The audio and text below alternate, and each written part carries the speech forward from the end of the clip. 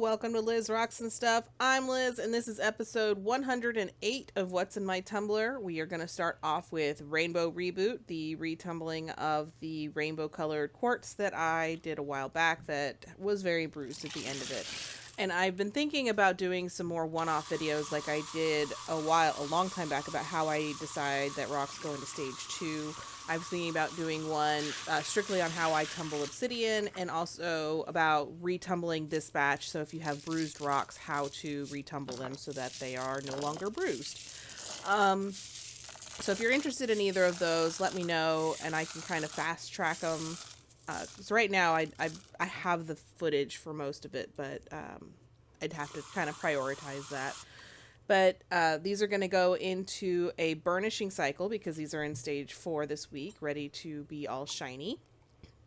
So I just, like I normally did, I let these just sort of tumble for a few hours in the borax. So burnish with borax, clean with ivory soap is what I do. Other people only use borax. It's, a personal preference. So after the burnishing cycle, we're going to get these thoroughly rinsed off. And then once they're rinsed off, I'm going to bring them inside because it was overcast and cloudy and no good light. And I am going to just let you revel in how long it took me to sort all of this stuff out. So I did sort it out by color, rainbow order, because if you have rainbow colored rocks, why wouldn't you do that? So I am just going to step out, and if you want to fast forward through this section, feel free to, because it takes quite a while.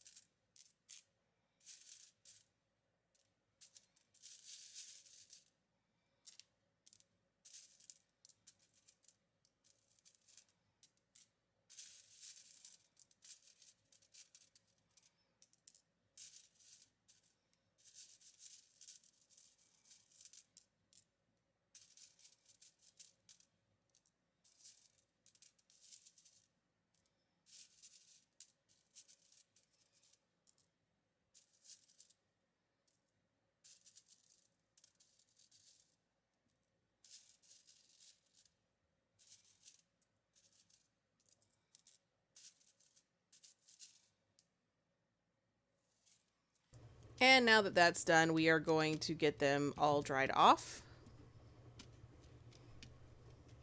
And then I'll show one of each of these colors. So this is the cherry quartz. That was the red. One of the ones I used for red.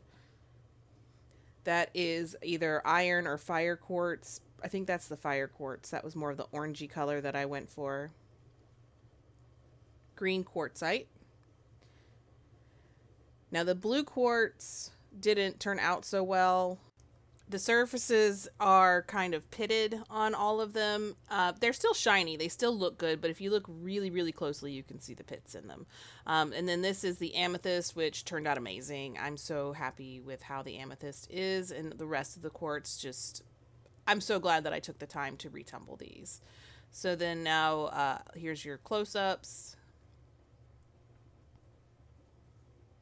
And then there's still photos of all of them as well.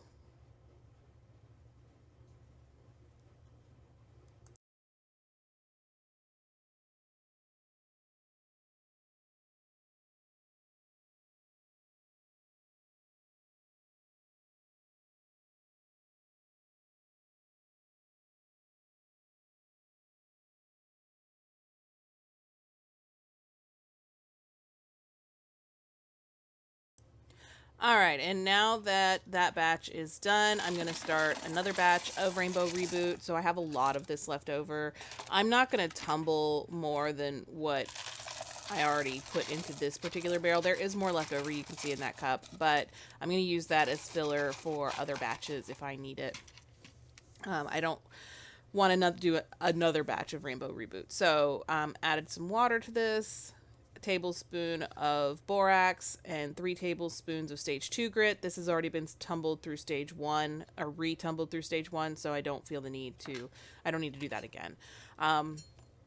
But what I do feel the need to do is rename this batch. And I am going to show my age when I name this. I'm going to rename it. It's still going to be Rainbow Reboot. But it's Rainbow Reboot 2, Electric Boogaloo. And now this will be in stage 2. All right, moving into my backyard. These are the rocks that I found in my backyard. I have not identified them. I keep saying they're probably quartz and or granite. That's pretty much what we have. I think these are all quartz. I have not just judging from how they feel. We'll see though. If they don't shine up, they're probably granite, but if they do shine, they're probably some type of quartz. Which, you know, now that I think about it, granite might actually be quartz too. Everything is either quartz or jasper when it comes down to it, pretty much. But anyway, just making sure none of these have chipped or broken. They're really hard. I don't think they're going to break. They're big rocks. They would be difficult for them to break apart. Especially since they're not cracked or anything. So add in some water, and then these are going to go for a nice soap cycle in ivory soap.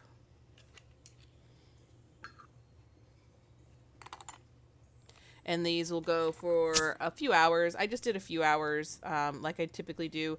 I had laid this lid down in a puddle of water, so it was too wet and my marker would not write on it. So I said, whatever, I know that this one needs to come out for a soap cycle. It'll be all right. So get those dumped out, get them rinsed off again. I am very happy with how they're turning out. They feel very smooth now. Coming out of stage 1, they still had some of them still had a fairly rough feel to them, so I was a little concerned. But they're feeling much better. So I think they should take a pretty decent shine. And then some of the gravel tried to escape, so I had to go grab that and put it back in. And then we're going to add back the water. And this is also going into, not also, but this is going into stage 3. So tablespoon of borax, 2 tablespoons of stage 3 because this is a lot of media in it. I don't want to overdo the grit. So once I've added the grit in, we're going to go ahead and just put this into stage 3 for a week. And we'll see how it's turning out next week. I'm very curious how this is because I have a lot of rocks like this in my backyard that are these are actually small for the ones I find. So I'll be interested to see how these turn out. All right, copper smoke. This is copper slag and smoky quartz. I'll start it out as copper slag and smoky quartz. It has since had some other types of quartz added to it. But, you know, that's how things go. With me, at least. I tend to mix my batches a lot, and I like that. Anyway, so the copper slag in here is turning out really pretty. I'm very excited to see how this ends up being. But do a quick inspection like I always do. Make sure nothing is chipped or broken. That green rock with the line around it, I'm very interested to see how that one turns out too. I'm not sure what that is, but I'll, you know, who knows. I have so many mixed rocks in my collection that it's hard to tell. So I didn't like how low this was. I didn't want to risk anything getting bruised. So I went ahead and added some media in it. And then a tablespoon of ivory soap. And this is ready to go for its soap cycle.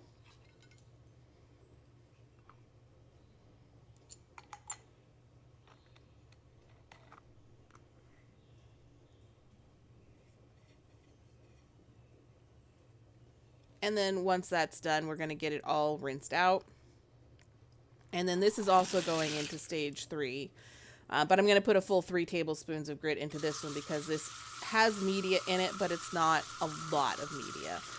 Whereas with the backyard, all that gravel acts like media, and it just keeps the gravel, the grit from being fully utilized. So there's no point in putting a ton in there.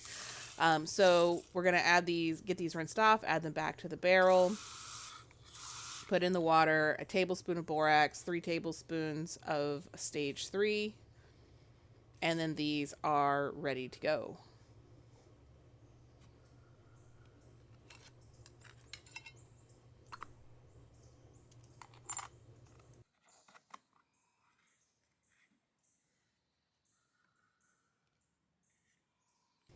And finally, we have the Rainbow Obsidian. This is the obsidian that I got from Rock and Tumble. They sent me 3 pounds of this. So I have a lot. But what I'm going to do with this batch, so this has been in stage 1, which I have not previously tumbled my obsidian in stage 1. I've always started it in stage 2, which I think I'm going to be switching over and start doing at least 1 week in stage 1 to help shape it up pretty quickly. But we're going to get these sorted out. I'm going to show you the colors that these have. I am obsessed with this stuff. The color coming through already is so pretty. It looks like a little oil slick on top of the obsidian. It's just so pretty. I love it. That's why I've been looking for this stuff for a while.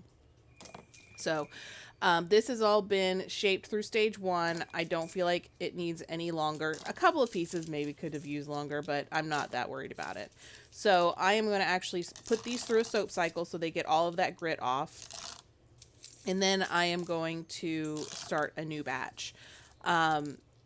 So I don't always, if I'm going to be storing rocks, I don't always put them through a soap cycle first. Sometimes I'll just take them out and store them.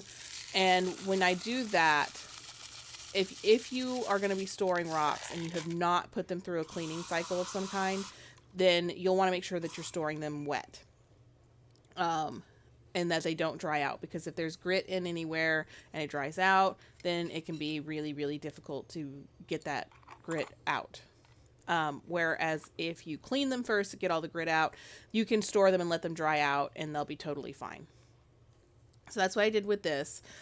So I went ahead and rinsed it all off. And then I'm just going to pick it out of the media and store those in their own separate container. Now, I use ivory soap for my soap cycles. Some people will use borax for it as well. It's a personal preference. But to kind of explain, there's pros and cons to both and why some people prefer one over the other.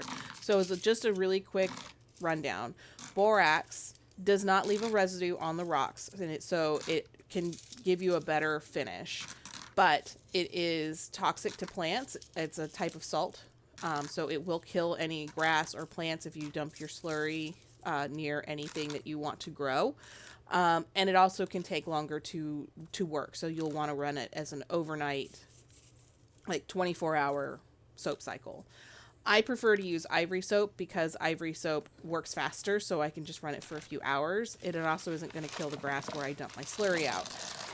But it can sometimes leave a residue, which can affect the finish that you get. So keep that in mind if you're deciding whether, you see some people use borax, some people use soap.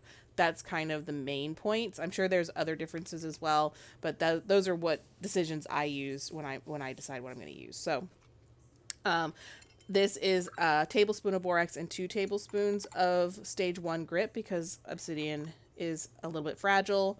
I don't want to over grind it in stage 1. So I'm just going to use 2 tablespoons and go from there. So thanks for watching. Let me know how you feel about me doing a standalone obsidian or bruised rocks video, and I hope to see you back next week. Like and subscribe.